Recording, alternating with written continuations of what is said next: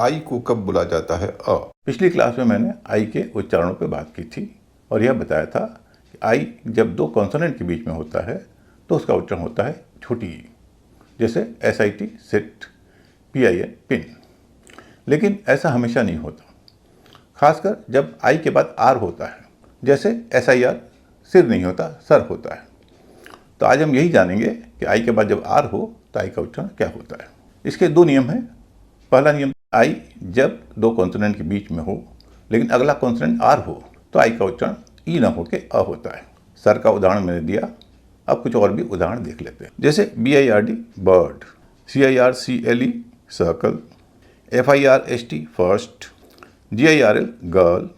इन सभी शब्दों में आर के बाद कोई ना कोई कॉन्सोनेंट है और यही इस नियम का मूल तत्व है कि किसी शब्द में आई के बाद आर हो और आर के बाद कुछ न हो, जैसा कि SIR सर में है, या आर के बाद कोई कॉन्सोनेंट हो जैसा कि BIRD बर्ड में है, तभी आई का उच्चारण अ होगा, वरना उसका उच्चारण वही होगा जो आमतौर पर होता है, आई या ई।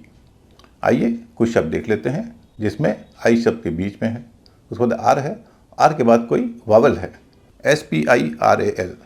इसमें आई के बाद आर है, आर के बाद ए है, यानी एक वावल है, तो आई का उच्चारण ये बार अ नहीं हो रहा है, इसको परल नहीं कह रहे हैं, स्पाइरल कह रहे हैं। इसी तरह पायरट, डायरेक्ट या डायरेक्ट, सायरन। तो निष्कर्ष यह कि आई जब शब्द के बीच में हो और उसके बाद आर हो तो आई का उच्चारण अ तभी होगा जब आर के बाद या तो कुछ ना हो जैसा कि SIR में है, या आर के बाद कोई कॉन्सोनेंट हो जैसा कि BIRD में है। यदि आर के बाद कोई वावल हुआ तो आई का उच्चारण या तो आई होगा या ई होगा।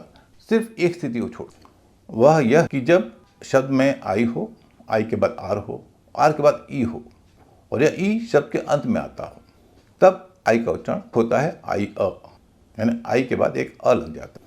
बोलते समय उसका उच्चारण होता है य, जैसे HIRE, इसका उच्चारण है हायर। इसी तरह FIRE fire, TYRE tyre, retire. अंग्रेजी शब्दों के उच्चारण के बारे में आपको और जानना हो तो पढ़ें आलिम सर की इंग्लिश क्लास।